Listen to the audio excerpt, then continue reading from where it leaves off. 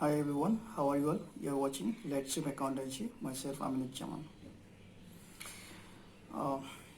Advanced accounting আমি fourth unit to কৰি আছো insurance claims.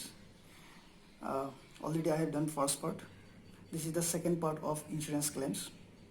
আৰু এইটো পাৰ্টত মই ডিসকাস কৰিম যে what are the important terms that are connected with the fire insurance policies. কি আমাৰ গুৰুত্বপূৰ্ণ শব্দ টাৰ্মস বিলাক আমি ব্যৱহাৰ কৰোঁ with the fire insurance policies. Okay, so চাই লোৱা আৰু তোমালোকে ভিডিঅ'টো অন্তলৈকে চাবা শেষলৈকে চাবা প্ৰথম চ amount insured or sum insured. Amount insured or sum insured. The amount for which the asset is insured is called the sum insured or amount insured.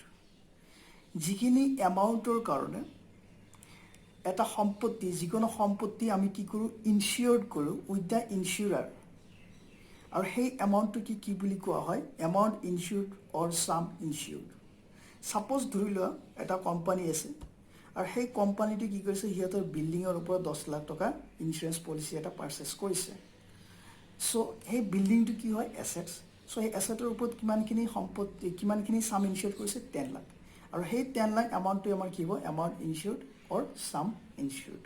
Is it clear? Next one, amount of indemnity. Amount of indemnity মানে কি সোয়া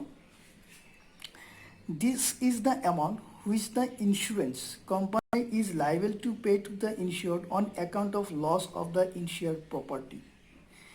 It is what insured মানে যিজন ব্যক্তি কি কৰে insurance policy purchase কৰে সেইজনক ইনসুred বুলি কোৱা হয় আৰু ইনসুৰৰ মানে যিটো কোম্পানীৰ পৰা ইনসুৰেন্স পলিচিটো পাৰচেজ কৰে হেতুক ইনসুৰাৰ বুলি কোৱা হয় ঠিক আছে সো এমাউণ্ট অফ ইনডেমনিটি মানে কি এটো এটা কি হয় এমাউণ্ট হয় যত কি হয় ইনসুৰেন্স কোম্পানী ইজ লায়েবল তাৰ মানে ইনসুৰেন্স কোম্পানীয়ে দিব লগা আছে দিব লাগিব লায়েবল কিহৰ কাৰণে to pay to the insured on account of loss of insured property suppose ধৰি লওক কোম্পানী এটা আছে আৰু সিহঁতে কি কৰিছিল 20,000 টকাৰ ষ্টকৰ ওপৰত ইনসুৰেন্স কৰিছিল আৰু 20,000 টকা ষ্টকৰ ওপৰত ইনসুৰেন্স কৰাৰ সময়ত সেই ইনসুৰেন্স পিৰিয়ডৰ সময়ত কি হ'ল জুই লাগি পেলাই সেই ষ্টকখিনি কি হৈ গ'ল নষ্ট হৈ গ'ল আৰু তেতিয়া কি কৰিব ইনসুৰডে কি কৰিব ক্লেইম কৰিব of the insurance amount okay for destroying the stocks আৰু সেই এমাউণ্টটো কি বুলি কোৱা হ'ব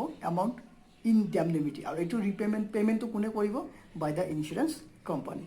So this is the amount which the insurance company is liable to pay to the insured on account of loss of the insured property. Clear? Next part to saba period of indemnity.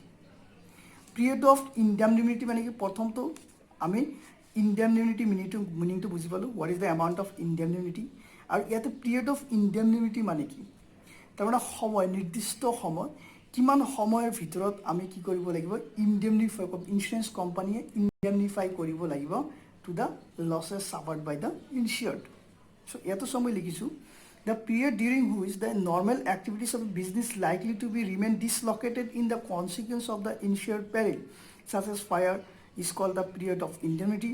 It does not exceeds 1 year. So প্ৰথম কথাটো চোৱা যে indemnity period কেইটা এটা নিৰ্দিষ্ট সময় হয় আৰু যেতি কি কৰা হয় which the normal activity of the business is likely to be remain dislocated আৰু সেই নিৰ্দিষ্ট সময়ৰ ভিতৰত কি কৰা হয় যে নৰ্মেল এক্টিভিটি বিজনেছৰ যিবিলাক নৰ্মেল এক্টিভিটি সেইবিলাক ডিসলোকেটেড কৰা হয় ফৰ দ্য কনসিকুৱেন্সেছ কিবা এটা অসুবিধা unforeseen events happening to the business okay due to what it may be due to the fire due to the earthquakes due to the floods etcetera etcetera is it clear আৰু সেই পিৰিয়ডটোকে কি বুলি কোৱা হয় পিৰিয়ড অফ ইনডেমনিটি আৰু period of indemnity কি বুলি কৈছে it does not exceeds 1 year এবছৰতকৈ বেছি হ'ব নোৱাৰে ক্লিয়াৰ নেক্সট পাৰ্টটো চাবা ষ্টক চেলভেষ্ট এতিয়া সাপোজ মই এটা এক্সাম্পল দিওঁ ষ্টক চেলভেষ্ট সাপোজ ধৰি লোৱা সৰু এটা শ্বপৰ কথা কৈছোঁ দোকানৰ কথা কৈছোঁ সিহঁতে ধৰি লওক 50,000 টকাৰ ষ্টক সিহঁতে এভাৰেজ কি কৰে ইনসুৰেন্স পলিচি কৰে ঠিক আছে আৰু এটা সময়ত কি হ'ল জুই লাগি গ'ল 50,000 টকাৰ ষ্টক আছিল আৰু জুই লাগি গ'ল জুই লগাৰ ফলত দেখা গ'ল যে জুই লগাৰ পিছত জুইটো নুমুৱাৰ পিছত দেখা গ'ল যে 30,000 ৰুপিছৰ ষ্টক একেবাৰে নষ্ট হৈ গৈছে আৰু এতিয়ালৈকে 20,000 টকাৰ ষ্টক কি আছে চেপ আছে একো হোৱা নাই ক্লিয়াৰ সো এতিয়া চোৱা যিমানখিনি ষ্টক ডেষ্ট্ৰয় নহ'ল অ'কে ডেষ্ট্ৰয় নোহোৱাকৈ থাকিল আৰু সেইখিনি ষ্টকে কি বুলি কোৱা হ'ব ষ্টক চেলভেষ্ট আৰু এটা কথা তোমালোকে সদায় মনত ৰাখিব লাগিব যে কোম্পানী যেতিয়া কিবা এটা ডেষ্ট্ৰয় হ'ব খুজিছে ফ্লাডছ হওক বা আৰ্থকুৱেকছ হওক বা কি বুলি ক'ব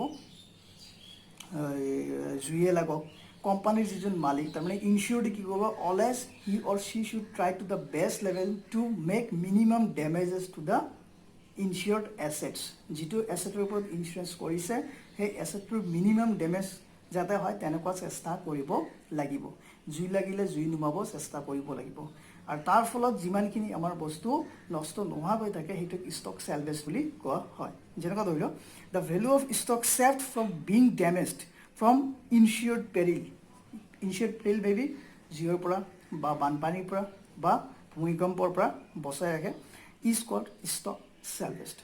So this is the class for today. In my next class, I will come with procedure or steps to lodge insurance claims. These are very important from the purpose of your exam. Okay, exam. And you have to remember, 1 mark question here. Suppose what is stock salvaged? 1 mark but 2 mark what is period of indemnity? 2 marks or 1 marks kind of pare. গতিকে তোমালোকে বস্তুখিনি ভালকৈ চাই ল'বা নোটছখিনি বনাই যাবা please like share and comments have a great day wait for the next